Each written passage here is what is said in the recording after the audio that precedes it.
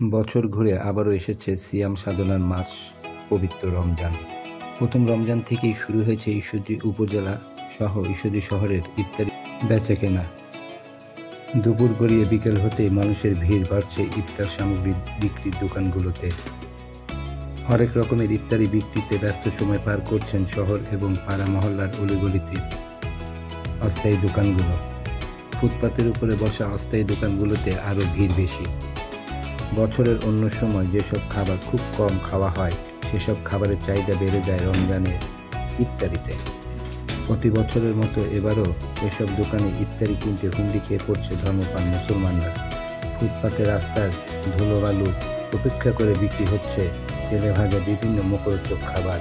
তবে এসব খাবারের কতটা স্বাস্থ্যসম্মত তা নিয়েও প্রশ্ন রয়েছে ক্রেতাদের।